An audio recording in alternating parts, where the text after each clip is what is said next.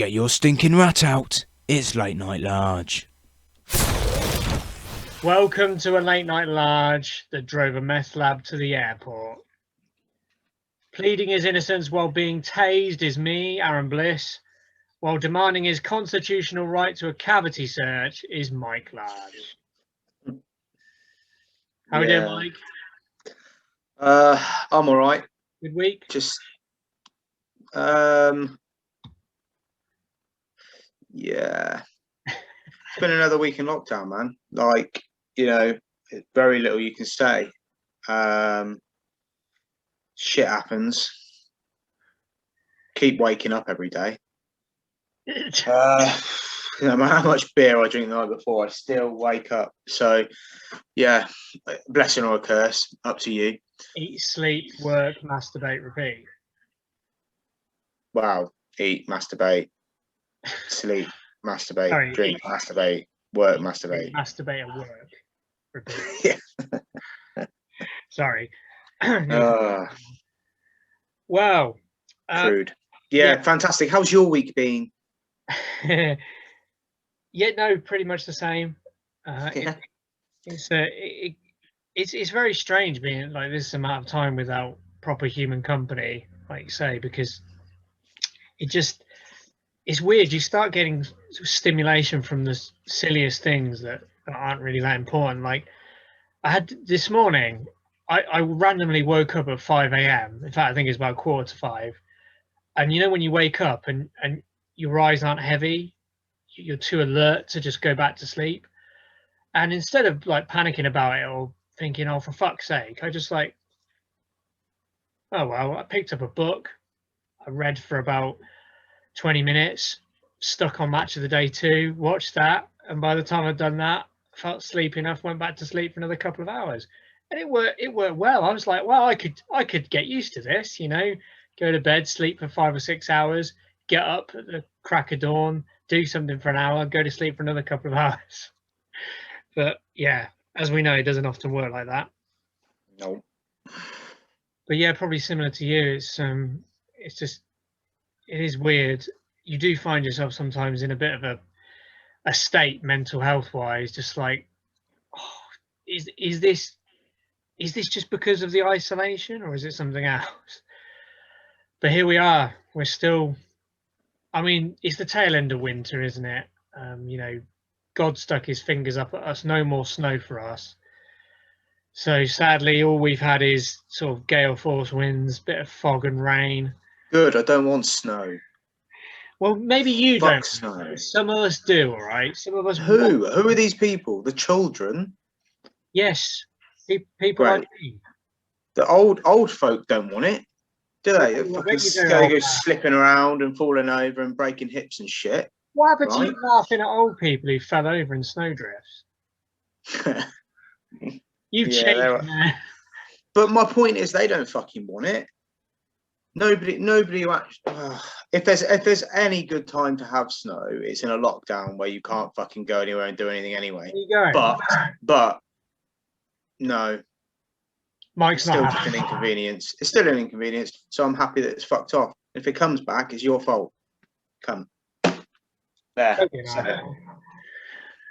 Anyway, aside from that, we're nearly through winter.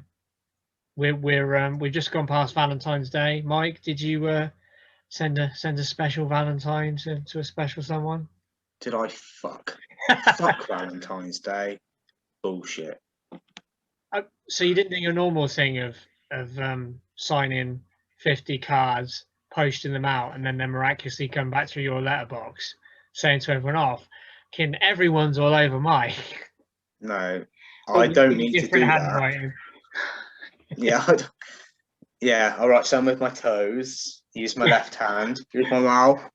But yeah, no. Fuck Valentine's. A load of bullshit, to be honest with you. Yeah. Just commercials. Fucking Hallmark holiday, innit? Fuck it. Yeah, just jack off in front of the mirror. Exactly. Right. So that's what I spent Valentine's Day doing. So. Yeah, there's a wonderful image for all of our viewers. I hope all of the people watching this, I hope you all had a beautiful Valentine's Day. And I don't. if nothing else, you felt the burning love in your heart for yourself, if no one else. No, bollocks. Be fucking sad, miserable, and alone like me. And if you're not, then you're a wanker. I'm not bitter at all, am I? What has got up my ass today? But not that fucking cavity search. No, yeah, I mean, yeah, you've had your cavity search, so you've had your excitement for the year, and tonight we're gonna start with the title of the show. I was just gonna have a go at. There are a certain section of the population, well represented by the national press apparently, who seem to be just drifting along, like having to be consistently reminded of the fact that we're in a pandemic. If you know what I mean. Like, what I mean is, we know in a pandemic you need to take things in stages to protect the population, and we know from in the past that when we don't take things in very tiny incremental stages, it explodes again and we're locked down again. You know, we've made that mistake twice, at least twice, and yet you still have a very vocal section of the population, again well represented by the press, who obviously tend to represent what their owners want to be broadcast, i.e. the very rich, but people who aren't just asking for things to be loosened up so they can see their special friends or their family, or yeah, eyebrow raise, or I don't know, go to shops again, which you would argue be a couple of stages further down. It's not even so much get the schools open. It's like talking about, can we book summer holidays? Now, I don't know what you think, Mike. When I see that argument, I just think, do these people live in the real world? I mean, what's your opinion on that? I think there's.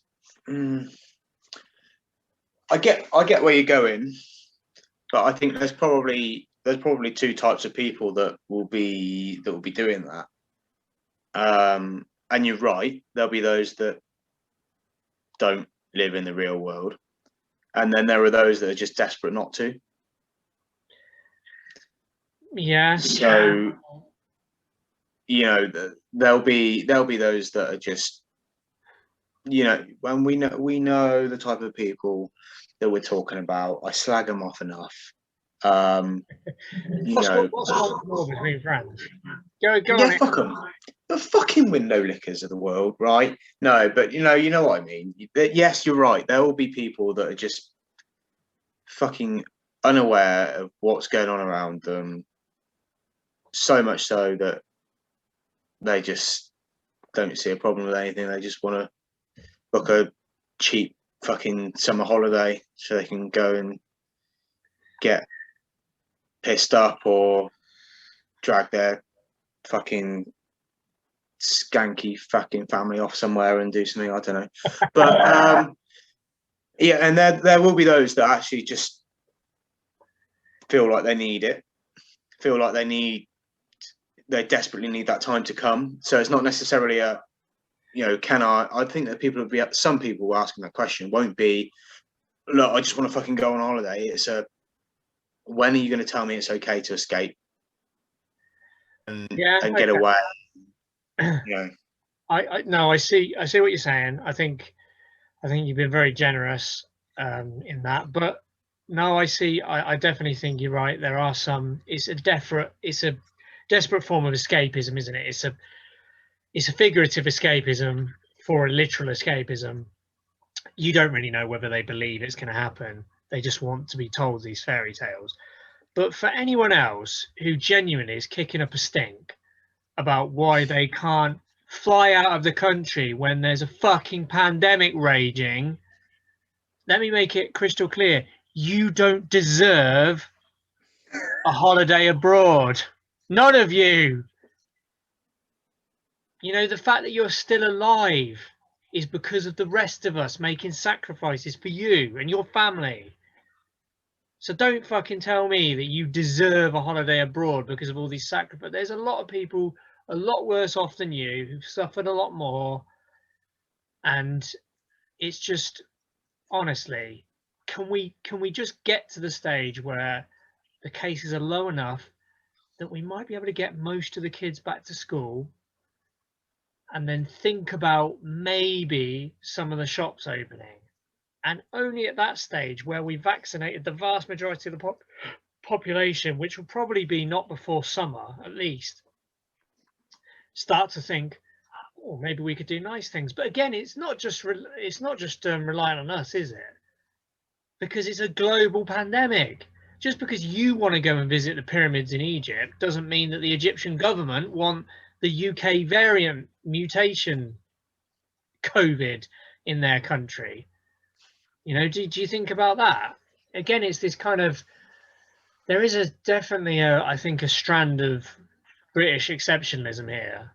And it's like, oh, well, you know, we're getting our vaccination so fast. So looking forward to my holiday abroad this year. So, you know, this is happening like everywhere, right?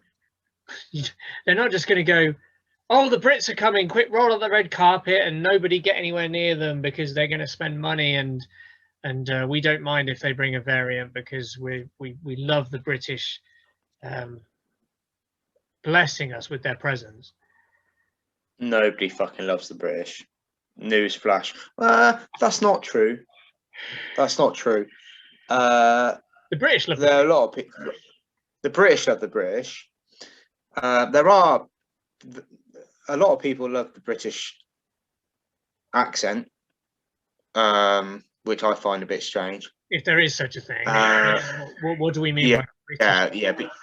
Or language, or I don't know. Basically, some fucking weird Queen's fucks English. that think English people aren't wankers, because we are. But most people hate the fucking English. Surely. If I was Spanish or French or fucking, do you know what? Actually, anything. If I was anything other than English, I'd probably fucking hate the English.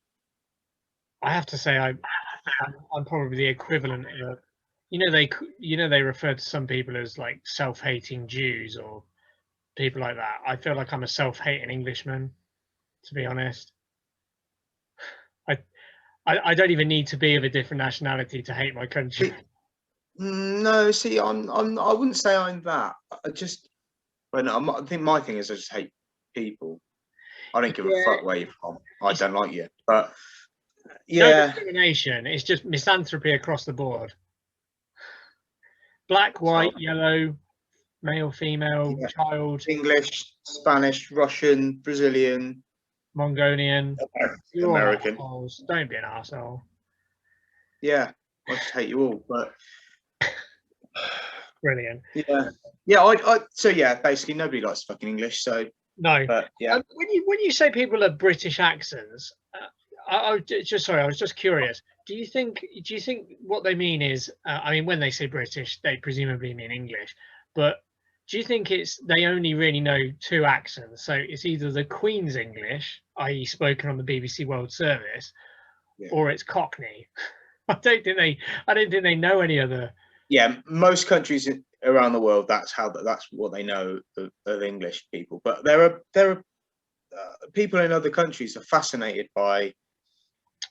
And I don't get it because they have regional dialects as well, but they're fascinated by like Manx or Scousers or whatever, like that sound different. But like I say, other countries have regional dialects. We don't hear it because unless you're fluent in the language or whatever. I just fucking hear foreign. What makes me think foreign? That's a nice Al the pub landlord impression. Well done. Yeah, especially the French. Fuck the French. Yeah, but no, fuck the French. Oh yeah, fuck the French. Yeah, bunch of fucking sissies. But yeah, no, I don't know. But yeah, they do. So there you go. That's the thing. So the world can't wait for the English and our various regional accents to come and make their lovely countries shitholes and puke all over them and trash their places, litter their beaches and all that sort of shit. Ibiza's anywhere we decide it is. Yeah. Yeah. No. Sorry. Can't wait. And it'd be interesting because the kind of people who go on those holidays will soon find that we're not very popular right now in Europe particularly. So there's that to look forward to, as well as the return of roaming charges, no health insurance card, etc., etc., etc.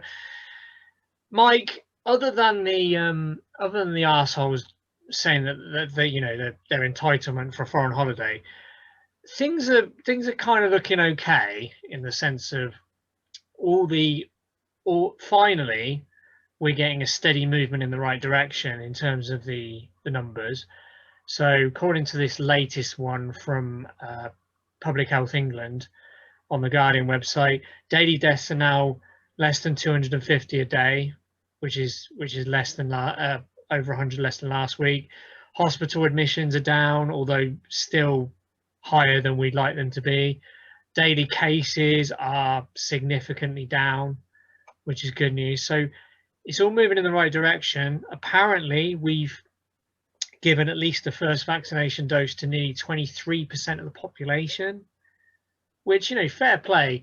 This is the worst government I can imagine in my lifetime, but that's one thing, probably by putting the NHS in charge, that they've got they've done very well. To get to this stage, we're not even in the last week of February. We've nearly done a quarter of the entire population with their first vaccinations. That's seriously good going. So fair play, credit where it's due there. Although, of course, it wouldn't be this government if we didn't have an absolute catastrophe and fiasco unfolding. So we're phasing in, I believe, the hotel quarantine rule now, aren't we? Because there's absolutely no point in working to out vaccinating and, well, test and trace is a shambles, but locking everyone down if we then let every fucker in from every corner of the world to bring in variants. So we needed this quarantine.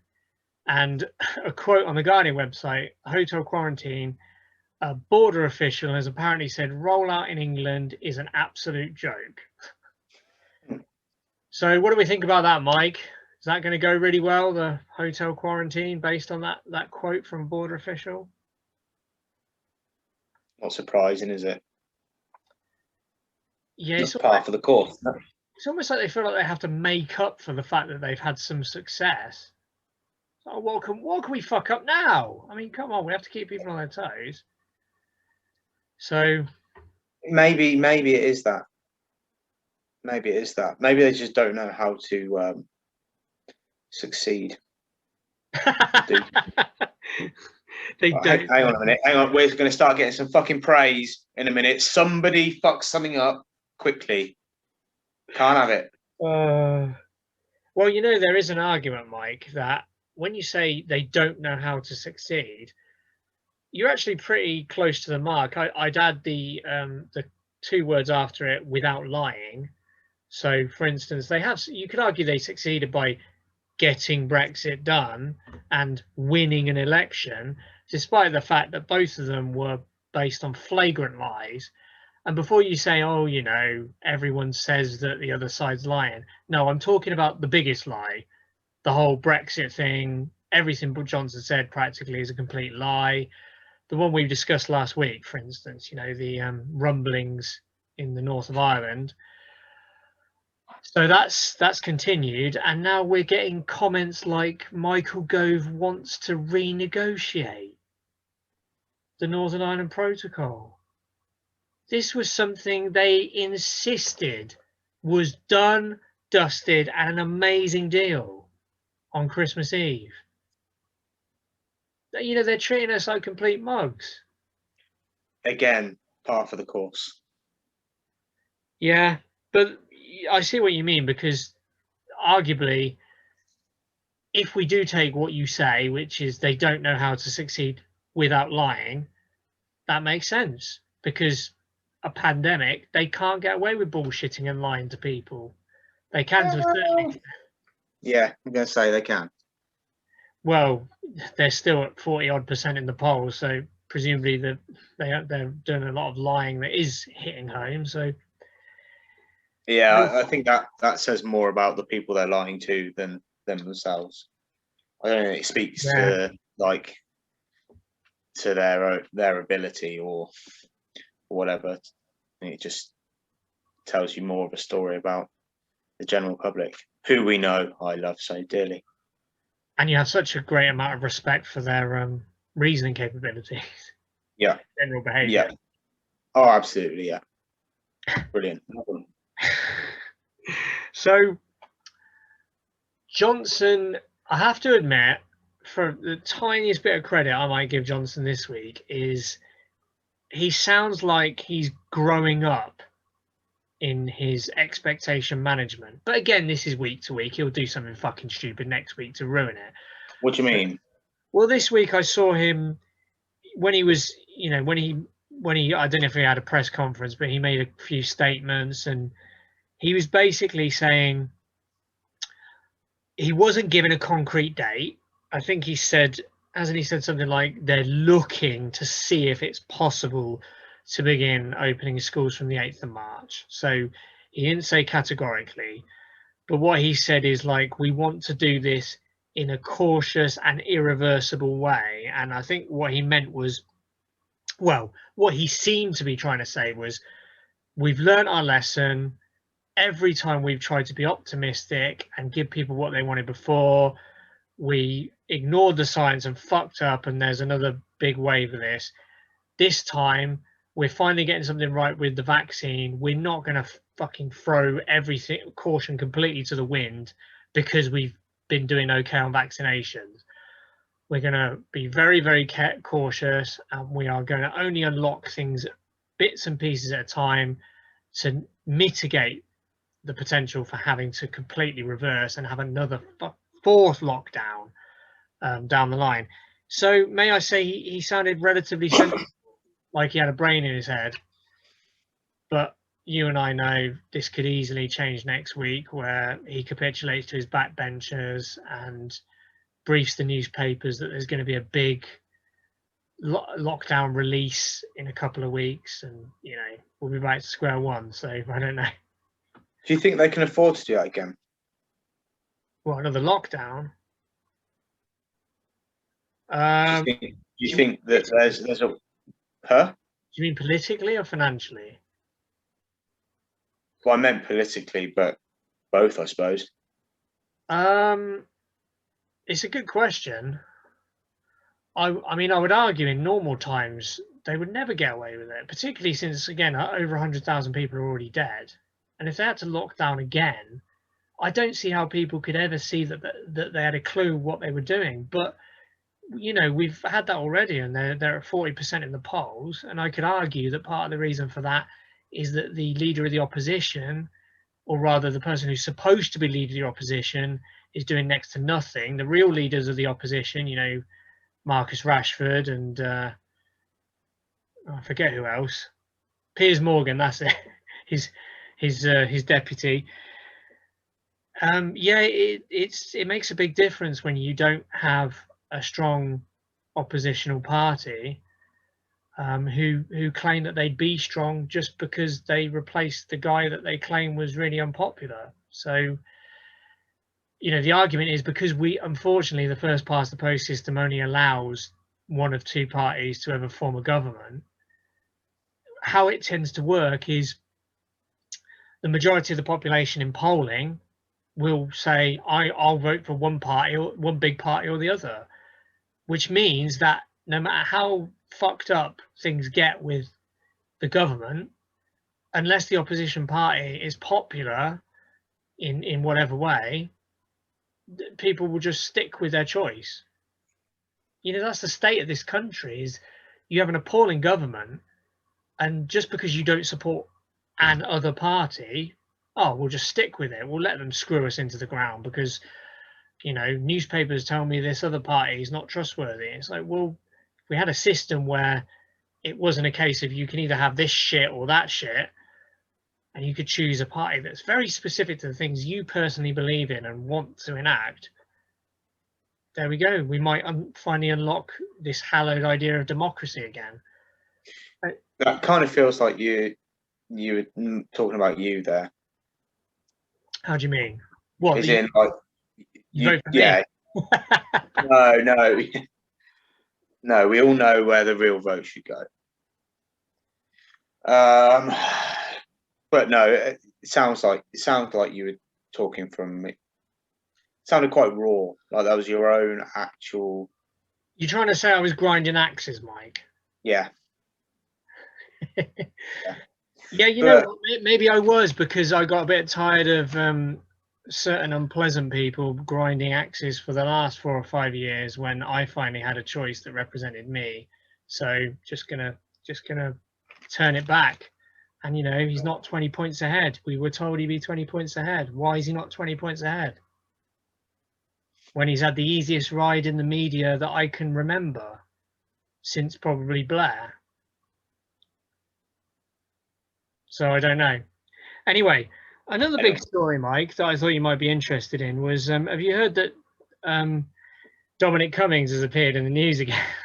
Our old friend, old Dominic Cummings. He there's an investigation from Democracy, I think Open Democracy and The Guardian, that's revealed that Dominic Cummings had a prominent role in handing a COVID contract without tender to a firm run by his mates. Now, I know what you're thinking.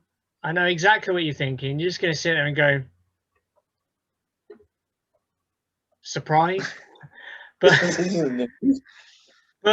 when it's laid out there in black and white, for anyone who's not familiar, this is not usual. In a Western democracy, in a first world democracy, you should not have a situation in a pandemic where an unelected advisor to the government is basically pointing at one of his mates and saying, damn, they get the millions, give them the contract. That's just barefaced corruption.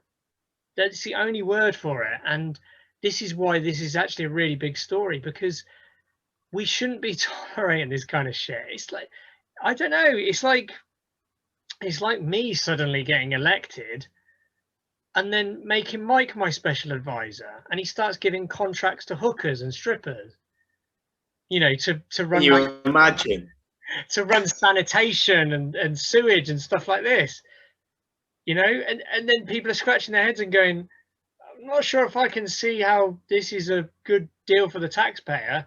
And then Mike just appears and goes, look, the fact that I've met these sex workers and have potentially procured their services, although don't put that on the record, I talked to them for 5 minutes and I believe they are by far the most qualified company to offer sewage treatment for the country.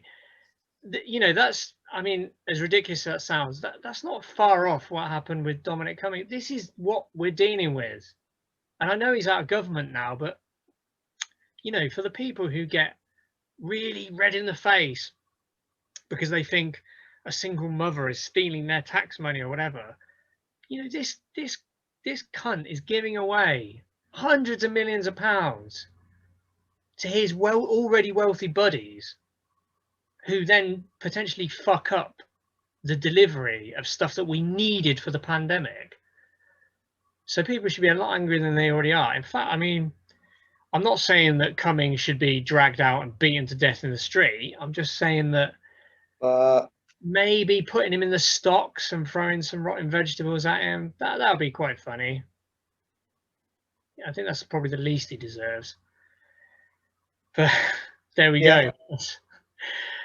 So that's this week, really, Mike. I don't know if you've anything else has caught your eye this week, or that you come across in terms of COVID and lockdown news.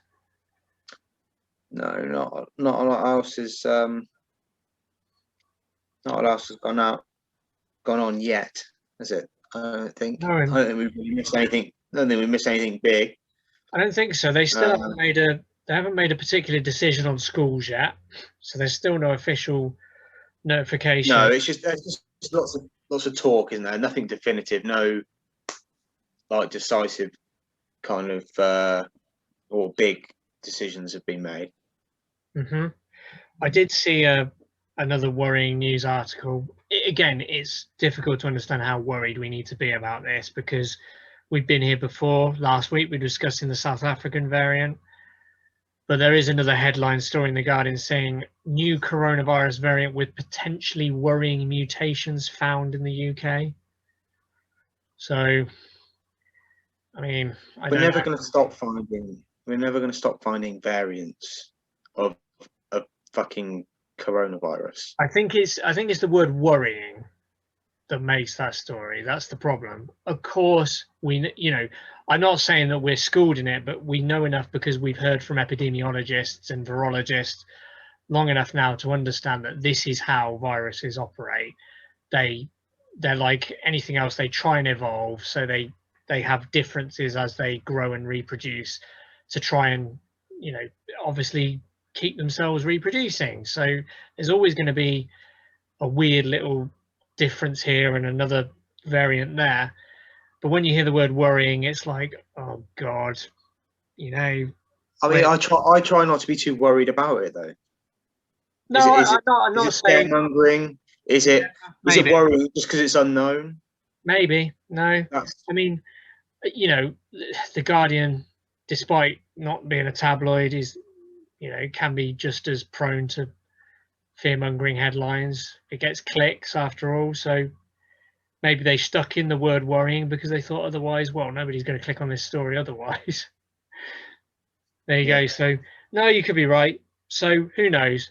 Maybe that's nothing to worry about. Any advice, Mike, on people who are at their wits' end in lockdown now? Because, I mean, we're still looking at, we're looking at a minimum of another 3 weeks before we even consider any changes. So, I mean, I think if you haven't got a system that works for you by now, probably trouble, isn't you? Although most people probably have. All I'd say is, if you were, if it really starts getting to you, things get on top of you. Just go on YouTube or whatever and check on a Late Night Large. I'll do, wouldn't it? Just when you think, like, I feel really fucking miserable, I can't take this anymore, just chuck this on and see how much more miserable I am. That'll make you feel better. Speaking of Late Night Large, that's a good point. By the way, did you know, people,